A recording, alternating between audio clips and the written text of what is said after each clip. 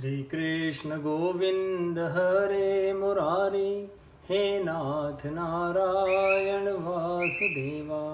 श्री कृष्ण गोविंद हरे मुरारी, हे नाथ नारायण वासुदेवा। हे नाथ नारायण वासुदेवा, हे नाथ नारायण वासुदेवा। श्रीमद् भागवत नवम स्कंद अथाष्टमोऽध्याय। सगर चरित्र। श्री शुकवाच हरितो रोहित सुतश्च पस्तस्माद् विनिर्मिता चंपापुरी सुदेवे सुदेवो तो विजयो यस्य चात्मजः भरूकस्तत्सुतस्तमाद् व्रकस्तस्यापि बाहुकः सोरिरभिर्हितर्भूराजा सभार्यो वनमाविशत् वृद्धं तं पञ्चतां प्राप्त्यं महिष्यनुमरिष्यति और्वेण जानतात्मानं प्रजावन्तं निवारिता आज्ञायासे सपत्नीभिगर्रो दत्तोऽन्धसा सह तेनेव संजात सगराख्यो महायशः। सगरश्चक्रवर्त्यासीत् सागरो यस्सुते कृतः यस्तालजङ्घान् यवनाच्छकान् हेहय बर्बरान् नावधीद गुरुवाक्येन चक्रे विकृतवेषिणः मुण्डाच्छमश्रूधरान् काशीन्मुक्तकेशार्धमुण्डितान्। श्री सुखदेव जी कहते हैं, रोहित का पुत्र था हरित, हरित से चंप हुआ, उसी ने चंपापुरी बसाई थी। चंप से सुदेव और उसका पुत्र विजय हुआ, विजय का भरूक, भरूक का व्रक और व्रक का पुत्र हुआ बाहुक।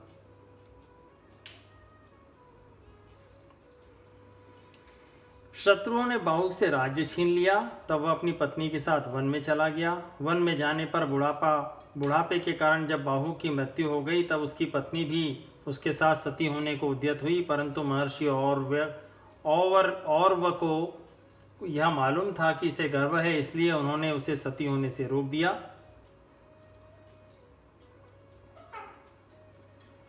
जब उसकी सौतों को यह बात मालूम हुई तो उन्होंने उसे भोजन के साथ विष दे दिया, परंतु गर्भ पर उस विष का कोई प्रभाव नहीं पड़ा, बल्कि उस विष को लिए हुए ही एक बालक का जन्म हुआ, जो गर के साथ पैदा होने के कारण सगर कहलाया।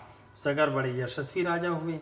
सगर चक्रवर्ती सम्राट थे, उन्हीं के पुत्रों ने पृथ्वी खोद कर समुद्र बना दिया था। सगर ने अपने गुरुदेव औरव की आज्ञा मानकर तालजंग, यवन, शक, है और बर्बर जाति के लोगों का वध नहीं किया, बल्कि उन्हें विरूप बना दिया। उनमें से कुछ के सिर मुंडवा दिए, कुछ के दाढ़ी मूछ रखवा दी, कुछ को खुले बालों वाला बना दिया तो कुछ को आधा मुंडवा दिया।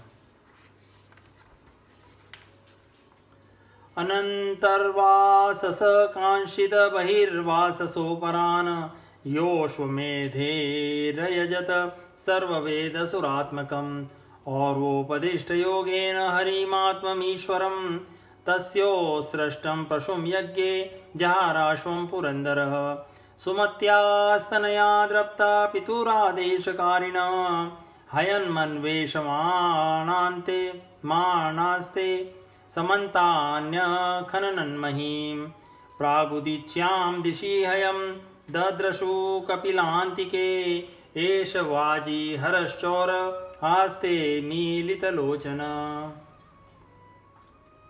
हन्यताम पाप इति षष्टिसहस्रिण उदायुधाभिययुरून् मिमेष तदा मुनिः स्वशरीराग्निना तावन्महेन्द्ररथचेतसः महदव्यतिक्रममहता भस्मसाद भवनक्षणात् न साधुवादो मुनिकोपभर्जिता नृपेन्द्र पुष्पा इति सत्वधामनि कथं तमो रोषमयं विभाव्यते जगत्पवित्रात्मनि खेरजो भुवः यस्येरिता सांख्यमयी दृढ़ेह नौर्यया मुमुक्षुस्तरते दुरत्यत्यम् भवार्णवं मृत्युपथं विपश्चित परात्मभूतस्य कथं पृथंगमतिः।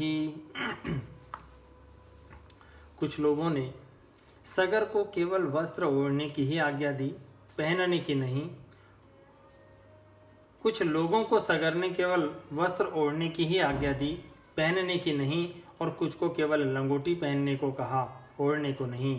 इसके बाद राजा सगर ने और ऋषि के उपदेशानुसार अश्वमेध यज्ञ के द्वारा संपूर्ण वेद एवं देवता में आत्मस्वरूप सर्वशक्तिमान भगवान की आराधना की। उसके यज्ञ में जो घोड़ा छोड़ा गया था उसे इंद्र ने चुरा लिया। उस समय महारानी सुमति के गर्भ से उत्पन्न सगर के पुत्रों ने अपनी पिता की आज्ञा अनुसार घोड़े के लिए सारी पृथ्वी छान डाली। जब उन्हें कहीं घोड़ा न मिला तब उन्होंने बड़े घमंड से सब ओर से पृथ्वी को खोद डाला। खोदते खोदते उन्हें पूर्व और उत्तर के कोने पर कपिल मुनि के पास अपना घोड़ा दिखाई दिया। घोड़े को देखकर वे 60,000 राजकुमार शस्त्र उठाकर यह करते हुए उनकी ओर दौड़ पड़े कि यही हमारे घोड़े को चुराने वाला चोर है। देखो तो सही, इसने इस समय कैसी आंखें मूंद रखी है, यह पापी है, इसको मार डालो, मार डालो। उसी समय कपिल मुनि ने अपनी आंखें खोली, पलकें खोली। इंद्र ने राजकुमारों की बुद्धि हर ली थी। इसी से उन्होंने कपिल मुनि जैसे महापुरुष का तिरस्कार किया। इस तिरस्कार के फलस्वरूप उनके शरीर में ही आग जल उठी, जिससे क्षण भर में ही वे सब के सब जलकर खाक हो गए। परीक्षित, सगर के लड़के कपिल मुनि के क्रोध से जल गए, ऐसा कहना उचित नहीं है। वे तो शुद्ध सत्व गुण के परम आश्रय हैं। उनका शरीर तो जगत को पवित्र करता रहता है। उनमें भला क्रोध रूप तमोगुण की संभावना कैसे की जा सकती है? भला कहीं पृथ्वी की धूल का भी आकाश से संबंध होता है? यह संसार सागर एक मृत्युमय पथ है, इसके पार जाना अत्यंत कठिन है। परंतु कपिल मुनि ने इस जगत में सांख्य शास्त्र की एक ऐसी दृढ़ नाव बना दी है जिससे मुक्ति की इच्छा रखने वाला कोई भी व्यक्ति उस समुद्र के पार जा सकता है। केवल परम ज्ञानी ही नहीं, स्वयं परमात्मा है। उनमें भला यह शत्रु है और यह मित्र, इस प्रकार की भेद बुद्धि कैसे हो सकती है? यो समंजस इत्युक्त स केशिन्यानपात्मज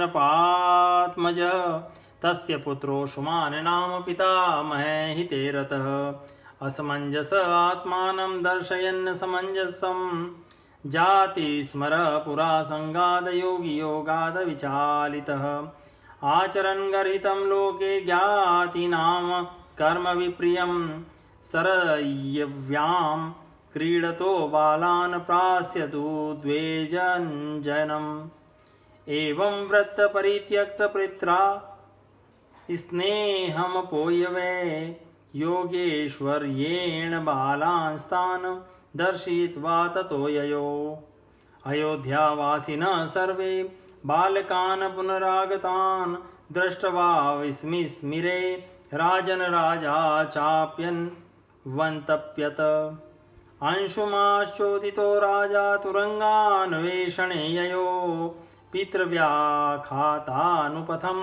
भस्मान्ति ददृशे हयम् तत्रासीनं मुनिं वीक्ष्य कपिलाख्यं मधोक्षजम् अस्तौत समाहित मना प्राञ्जलि प्रणतो महान। सगर की दूसरी पत्नी का नाम था केशिनी। उसके गर्भ से उन्हें असमंजस नाम का पुत्र हुआ था। असमंजस के पुत्र का नाम था अंशुमान। वह अपने दादा सगर की आज्ञाओं के पालन और उन्हीं की सेवा में लगा रहता। असमंजस पहले जन्म में योगी थे। संग के कारण वे योग से विचलित हो गए थे, परंतु अभी उन्हें अपने पूर्व जन्म का स्मरण बना हुआ था। इसलिए वे ऐसे काम करते थे जिससे भाई बंधु उन्हें प्रिय न समझें। कभी कभी तो अत्यंत निंदित कर्म कर बैठते और अपने को पागल सा दिखलाते, यहाँ तक कि खेलते हुए बच्चों को सरयू में डाल देते। इसी प्रकार उन्होंने लोगों को उद्विग्न कर दिया था। अंत में उनकी ऐसी करतूत देखकर पिता ने पुत्र स्नेह को तिलांजलि दे दी और उन्हें त्याग दिया। तदनंतर असमंजस ने अपने योग बल से उन सब बालकों को जीवित कर दिया और अपने पिता को दिखाकर वे वन में चले गए। अयोध्या के नागरिकों ने जब देखा कि हमारे बालक तो फिर लौट आए, तब उन्हें असीम आश्चर्य हुआ और राजा सगर को भी बड़ा पश्चाताप हुआ। इसके बाद राजा सगर की आज्ञा से अंशुमान घोड़े को ढूंढने के लिए निकले। उन्होंने अपने चाचाओं के द्वारा खोदे हुए समुद्र के किनारे किनारे चलकर उनके शरीर के भस्म के पास ही घोड़े को देखा।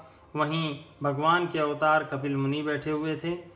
उनको देखकर उदार हृदय अंशुमान ने उनके चरणों में प्रणाम किया और हाथ जोड़कर एकाग्र मन से उनकी स्तुति की। अंशुमान उवाच न पश्यति त्वां परमात्मनो जनो न बुध्यतेऽध्यापि समाधि युक्तिभिः कुतो परे तस्य मन शरीरधि विसर्ग सृष्टा वयम प्रकाशः। अंशुमान ने कहा, भगवान आप अजन्मा ब्रह्मा जी से भी परे हैं, इसलिए वे आपको प्रत्यक्ष नहीं देख पाते। देखने की बात तो अलग रही, वे समाधि करते करते एवं युक्ति लड़ाते लड़ाते हार गए, किंतु आज तक आपको समझ भी नहीं पाए। हम लोग तो उनके मन, शरीर और बुद्धि से होने वाली सृष्टि के द्वारा बने हुए अज्ञानी जीव हैं, तब भला हम आपको कैसे समझ सकते हैं। ये देवाज श्री गुण प्रधाना गुणान विपश्यन् युत वा तमश्च यन्मायया मोहित चेतस्ते विदु स्वसंस्थं न बहि प्रकाशः। त्वं त्वामहं ज्ञान घनं स्वभाव प्रध्वस्तमाया गुणभेद मोहे सनंदनादे मुनिर्भीर्विभाव्यं कथं हि मूढ़ परिभावयामि प्रशांत माया गुणकर्मलिंग मनाम रूपम सदसद्विमुक्तम् ज्ञानोपदेशाय गृहीत देहं नमामहे त्वां पुरुषं पुराणं त्वन्माया रचिते लोके वस्तुबध्याग्रहादिषु भ्रमन्ति कामलोभेर्ष्या मोहविभ्रान्तचेतसः अद्य न सर्वभूतात्मनं कामकर्मेन्द्रियाशयः मोहपाशो दृढश्छिन्नो भगवंस्तव दर्शनाथ। संसार के शरीरधारी सत्वगुण, रजोगुण एवं तमोगुण प्रधान हैं। वे जागृत और स्वप्न अवस्थाओं में केवल गुणमय पदार्थों, विषयों को और सुसुप्ति अवस्था में केवल अज्ञान ही अज्ञान देखते हैं। इसका कारण यह है कि वे आपकी माया से मोहित हो रहे हैं। वे बहिर्मुख होने के कारण बाहर की वस्तुओं को तो देखते ही हैं, पर अपने हृदय में स्थित आपको नहीं देख पाते। आप एक रस ज्ञान घन हैं। सनंदन आदि मुनि जो आत्मस्वरूप के अनुभव से माया के गुणों के द्वारा होने वाले भेदभाव को और उसके कारण अज्ञान को नष्ट कर चुके हैं, आपका निरंतर चिंतन करते रहते हैं। माया के गुणों में ही भूला हुआ मैं मूढ़ किस प्रकार आपका चिंतन करूं। माया, उसके गुण और गुणों के कारण होने वाले कर्मों के संस्कार से बना हुआ लिंग शरीर आप में है ही नहीं। न तो आपका नाम है और न तो रूप। आप में न कार्य है और न तो कारण। आप सनातन आत्मा हैं। ज्ञान का उपदेश करने के लिए ही आपने यह शरीर धारण कर रखा है। हम आपको नमस्कार करते हैं। प्रभु, ये संसार आपकी माया की करामात है। इसको सत्य समझकर काम, लोभ, ईर्ष्या और मोह से लोगों का चित्त शरीर तथा घर आदि में भटकने लगता है। लोग इसी के चक्कर में फंस जाते हैं। समस्त प्राणियों के आत्मा प्रभु, आज आपके दर्शन से मेरे मोह की वह दृढ़ फांसी कट गई जो कामना, कर्म और इंद्रियों को जीवन दान देती है। श्री शुकैवा उवाच इत्यं गीतानुभावस्तं भगवान कपिलो मुनि अंशुमन्तमुवाचेद मनुग्रह्य धिया नृप। श्री सुखदेव जी कहते हैं, परीक्षित, जब अंशुमान ने भगवान कपिल मुनि के प्रभाव का इस प्रकार गान किया, तब उन्होंने मन ही मन अंशुमान पर बड़ा अनुग्रह किया और कहा। श्री भगवान उवाच अश्वो यमनीयतावस्य पितामह पशुस्तव इमे च पितरो दग्धा गंगाम्भोर्हन्ति नेतरत् तं परिक्रम्य शीर्षा प्रसाद्य हयमानयत सगरस्तेन पशुना क्रतुशेषम समापयत राज्यमंशुमतीन्यस्य निस्पृहो मुक्तबंधन और वो उपदिष्ट मार्गेण लेवे गतिमनुत्तमा। श्री भगवान ने कहा, बेटा, यह घोड़ा तुम्हारे पितामह का यज्ञ पशु है, इसे तुम ले जाओ। तुम्हारे जले हुए चाचाओं का उद्धार केवल गंगा जल से होगा, और कोई उपाय नहीं है। अंशुमान ने बड़ी नम्रता से उन्हें प्रसन्न करके उनकी परिक्रमा की और वे घोड़े को ले आए। सगर उस यज्ञ पशु के द्वारा यज्ञ की सगर ने उस यज्ञ पशु के द्वारा यज्ञ की शेष क्रिया समाप्त की। तब राजा सगर ने अंशुमान को राज्य का भार सौंप दिया और वे स्वयं विषयों से निष्प्रह एवं बंधन मुक्त हो गए। उन्होंने महर्षि औरव के बताए हुए मार्ग से परम पद की प्राप्ति की। इति श्रीमद्भागवते महापुराणे पारमहंस्यां संहितायां नवम स्कंधे सगरोपाख्याने अष्टमोऽध्याय सम्पूर्णम्।